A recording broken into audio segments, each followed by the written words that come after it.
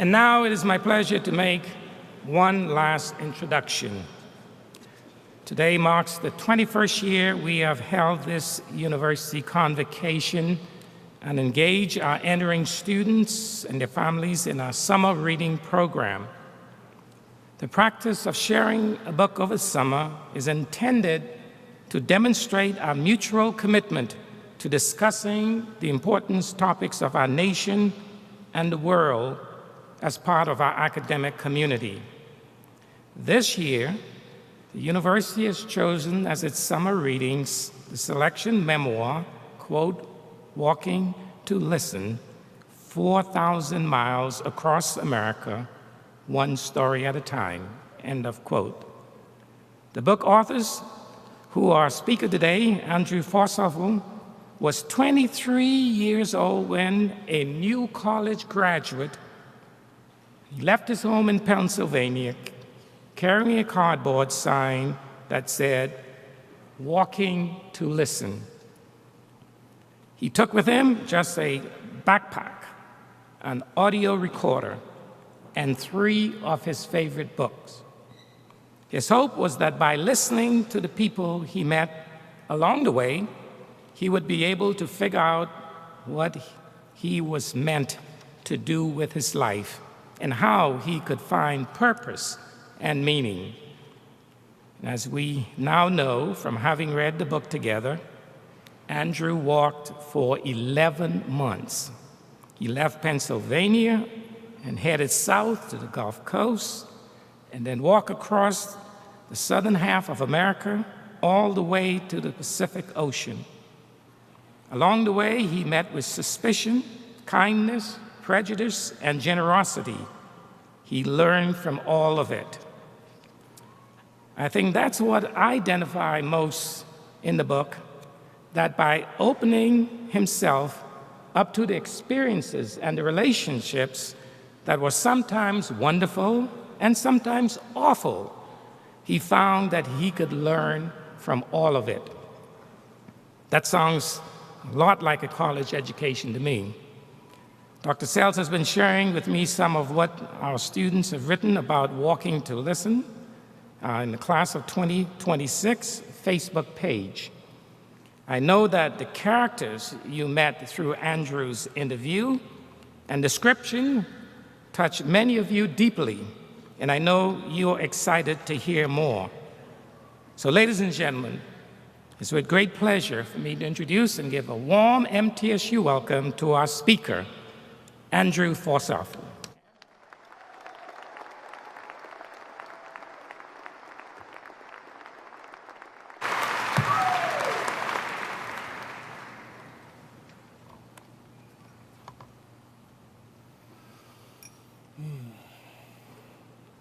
Welcome.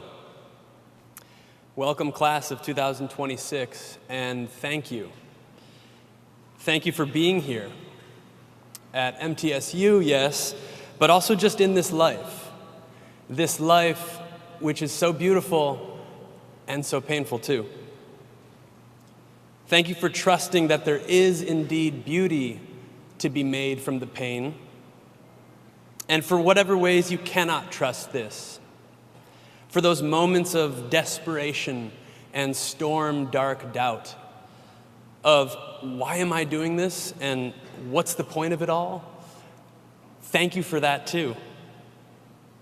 The whole human being of you is what I'm here for. What if every part of you belonged here at this convocation? That part of you over there, huddling in a lonely corner of your mind, terrified to be in this new place with all these new people. What if she belongs here? And that guy inside you who's kind of controlling, who's just trying to be sure you make friends, what if he has something important to teach you? Something you'll need during this 4-year rite of passage that you're embarking upon today. I contain multitudes, Walt Whitman wrote. If you're like me, there's a shy one in your multitude. who's very tender, and a brash one. There's a guarded one, and a foolish one, and even a cruel one. And what if they all have something to teach us? What if they all belong? So, when I say welcome, I endeavor to really mean it. We need all of who you are, in order for this education thing to work. Nothing less than the whole you will do.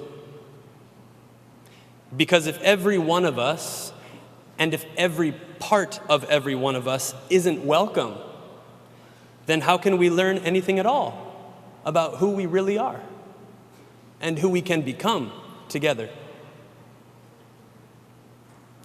This is, after all, the deeper journey of our education as humans, is it not? To encounter more and more of who we really are as our lives trigger us and challenge us. To reckon with what we find there.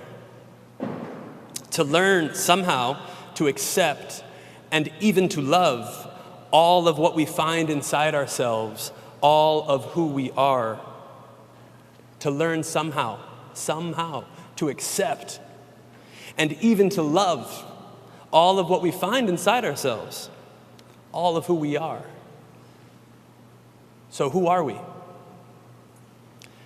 Who are you?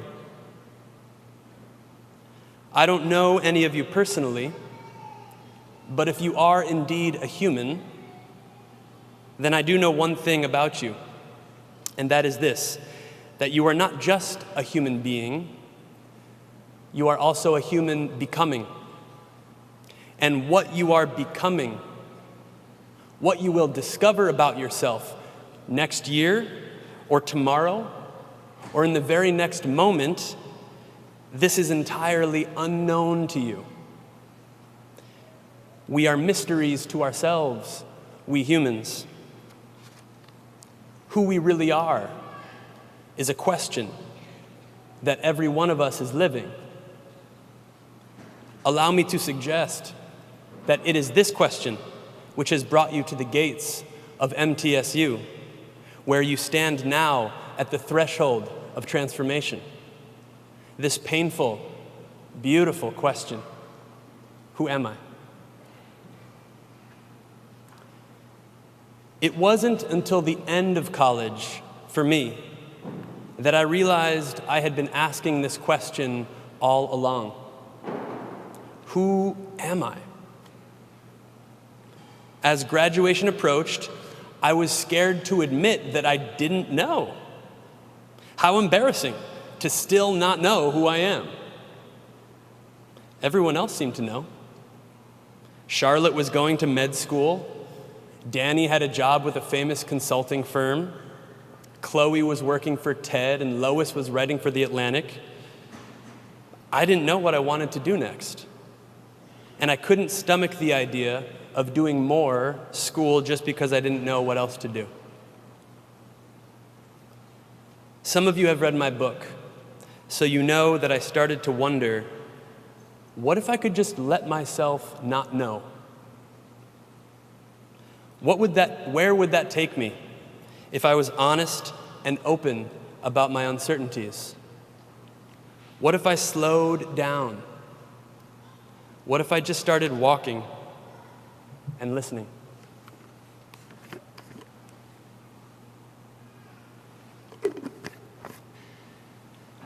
About a year later, after graduation, I was walking through the Mojave Desert in the middle of August, approaching Death Valley. I didn't want to walk across Death Valley in the middle of August. That had not been a part of my plan when I decided to walk out my mom's back door near Philadelphia with a backpack and a sign that said, "Walking to Listen." Walking across America had seemed like a great idea then. On that day, day one, my convocation, I knew it would be dangerous, but not Death Valley dangerous. At that point, the thing that scared me most was the thought of walking on highways and the question of where I would sleep at night. And then, of course, there was always the question of people. Every American knows what Americans are capable of doing to each other. What would they do to me when I was alone, on the road, far from home? I had met some frightening people on the road to Death Valley, but even the most terrifying person has a story, a chain of events that made them that way. I began to find on my walk, as you might begin to find on yours, that if someone felt safe enough to trust me, and if I felt open enough to listen to them, they might risk sharing some of the stories that made them who they are. Like that white guy outside New Orleans who started cursing at me from his front porch when I told him I was from Pennsylvania. An effing Yankee, he called me. I didn't shout back. Instead, I started listening for his humanity. Where is it? I said to him, without saying a word, I don't believe that you're the monster you're pretending to be. Who are you really? The guy must have felt me trying to find him, because when I turned to leave after he kept shouting, he said, "Hey, wait." I turned back. "Yeah? Do you like beer?" He goes. "Yeah," I said. "You want one?" "Sure," I said. Maybe an hour later, I was still in his kitchen, listening to him. It was difficult work, because he had some monstrous stories to share about people he had beaten up and opinions on race and politics that were quite triggering to me. It was almost like he wanted me to hate him. Maybe he was testing me to see if I could remain open to him somehow. Finally, he told me that not long ago, his son had died, a young man who would have been about my age. And suddenly, the clouds of this man's unprocessed pain parted, and I could see him, a heartbroken man, a lonely man, a man secretly hoping to be respected and accepted and maybe even loved. There are so many ways to hide our secret humanity, and so many good reasons to hide it. Because our humanity is our vulnerability. And the vulnerability in ourselves is not something we are taught to cherish and to dignify. I'll say it again. Our humanity is our vulnerability. And the vulnerability in ourselves is not something we are taught to cherish and to dignify. We learn instead to be ashamed of who we really are and to hide behind our opinions or our anger or our achievements. Much more convenient to ignore your struggles than to feel them and to share them. Feeling and sharing who you really are, the humanity of what you're really going through right now in your life, this tends to be an extracurricular activity that nobody wants to sign up for. Or something we take care of with a therapist when our avoidance begins to create problems for us. Our humanity is painful and unspeakably, unreasonably beautiful. The pain of it, we fear, might overwhelm us if we were to actually feel it. And the beauty, if we really saw it, might demand that we make changes in our lives to account for it. And so, we avoid that pesky extracurricular activity of feeling and sharing who we really are. We build identities around that avoidance, build a career around it, a marriage around it, an entire culture around it. Anything, including college itself, can become a way of avoiding a personal confrontation with the most essential subject of your studies. And that subject, my friends, is you. So, who are you, really? What are you going through, actually? Who do you love? How do you love? What are the stories that broke you open? What's the thing that's keeping you shut down? Tell me about your beauty and the pain it once was before you started caring for that pain. Tell me about that pain you don't want to care for anymore. The pain you're afraid might never go away. What could college become? What could college become if every person you saw was your teacher, here to teach you about their humanity? What if it was your primary job as a student to listen to them, to earn their trust, that they might feel safe and empowered to share themselves with you? How would college change if you were really willing to listen to yourself, and if you risked communicating what you hear in there? It's a rite of passage you are beginning today. Having been through a few myself, I can say with some certainty that it's the difficult ones that are the most transformative. My parents' divorce, for instance.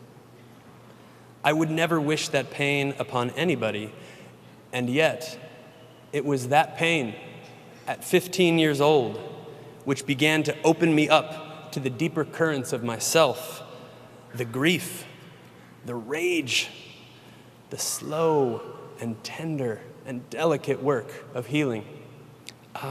So this is what it is to be human. This is my humanity. Ouch. And wow. College, too, was a difficult rite of passage for me.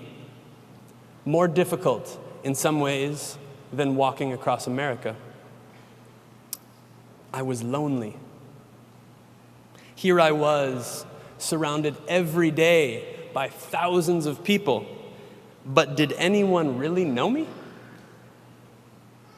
And what was actually going on in the hidden hearts of my rugby teammates and my a cappella brothers? Had anyone else's parents got divorced? I didn't know. Was anyone else feeling lonely, without a place to share the truths inside them? Didn't seem like it. Who were these people I was sitting next to in class? Who was Charlotte and Danny and Chloe and Lois? We were learning things, sure, but it was strange to me and eventually quite painful to realize that the subject of our lives seemed to be irrelevant from the academic curriculum. And it was the curriculum we were there for, wasn't it? Why were we there again? Why was I doing this? The same question hit me again in the Mojave Desert. Why am I doing this? A man had died on the salt flats of Death Valley just a week before I got there. He had gone out for a hike without enough water, just a few miles.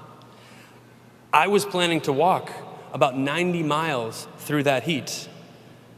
But why? Nobody was making me do this. Well, why are you saying yes to college? No one's making you do it. Your parents might want you to. Your society might urge you to, but no one can make you do anything at this point. At this point, you are responsible for what you say yes to. Why do we say yes to those experiences that have the power to wound us or even to push us past our mortal edge. I think we say yes because these experiences, these journeys, have the power to transform us. And this is what we are here to do, to transform. We are not meant to live our whole lives as the same person. We are meant to die again and again into an ever more authentic expression of our own self-understanding. We are meant to die again and again into an ever more authentic expression of our own self-understanding. But you know this. You're not a stranger to transformation. You have died before. You died to your childhood to become an adolescent. How did you die? Maybe your parents got divorced, like mine did. Or maybe you moved to a new town or emigrated to a new country. What was that like? Maybe your sister passed away or your brother was killed. Maybe you realized you're not the gender they gave you at birth or not the heterosexual being your parents wanted you to be. Maybe it was the first time a white person called you a racist slur, or the first time a man ignored your boundaries. Maybe it was the first time as a man that you were shamed for crying. When did you die to your childhood? See, you've been on a journey, and you've already died one of your deaths before, and today marks the beginning of another one. The adolescent of you will not survive this passage into adulthood. You are stepping into an unknown world with a group of complete strangers to render yourselves vulnerable to a series of experiences that will transform you into you know not what. The adult who only you can be, who your world so desperately needs and longs for. And I'm not just talking about your classes. I'm talking about living with a complete stranger who's going through their own emotions and beliefs and traumas. I'm talking about your insecurities, the part of you that believes you might not be enough or might not belong. I'm talking about your sexuality and the sexuality of the people surrounding you. I'm talking about parties and shadows and the many opportunities you're going to have to either be true to yourself or to follow someone else's ideas and desires. See, this is a very serious thing you are about to do. So I speak about it in terms that match its seriousness. I speak about death and the rebirth that death makes possible. I speak about pain and the beauty that pain can forge within us, not to scare you, but to honor you, to see you off with the oblations of respect due to those who stand at the threshold of transformation, you.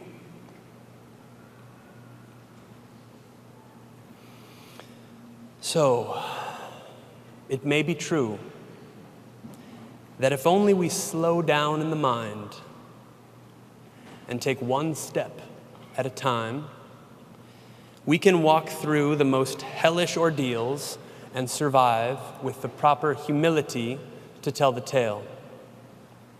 It may be true that if only we slow down in the mind and take one step at a time, we can walk through the most hellish and the most beautiful ordeals and survive with the proper humility to tell the tale. I walked at night through Death Valley. I slept during the day, or I tried to, but it's hard to sleep when it's 120 degrees out. In the dark, when I was walking, the Perseid meteor shower hurled darts of light across the pitch black sky, and it was so silent all around me. I'd never heard anything like it. Thousands of feet down, down, down into the valley, and then far across the barren plains, and then up and up and up again, thousands of feet, back into the less mortal heat of the regular old Mojave Desert. What happened to me in Death Valley is not something anyone else will ever be able to know. So too with your trek into adulthood at MTSU. You, and only you, will ever know who you are. We might catch glimpses of you, of your beauty, and the pain that helped you make that beauty, but only you will ever see the full-blown glory of who you are. Or will you? Will you see it? Can you see it now? Can you feel it? I can't see it or feel it for you. Nobody can. That's on you. And it's here already. It's happening now. You don't need a college degree to be the beauty that you are. And so, my friends, as you earn this college degree, I urge you to earn the ability also to behold all of yourself, the beauty of you, and to earn the right to behold the beauty of each other too. Without that, what's a college degree worth? Without that, what's anything worth? So, what would change if you as a class, the class of 2026, committed to seeing and respecting and celebrating the multitudes within you? What would happen if you let your humanity lead? If you knew that there is indeed beauty to be made from the pain, and that you are indeed strong enough and clear enough to make it? What if you knew that you will make it? You would teach the rest of us what's possible. You would show us how to do it. So show us, my teachers. Show us how to live this life in beauty with yourself and with each other and with this earth that is our home. Welcome home.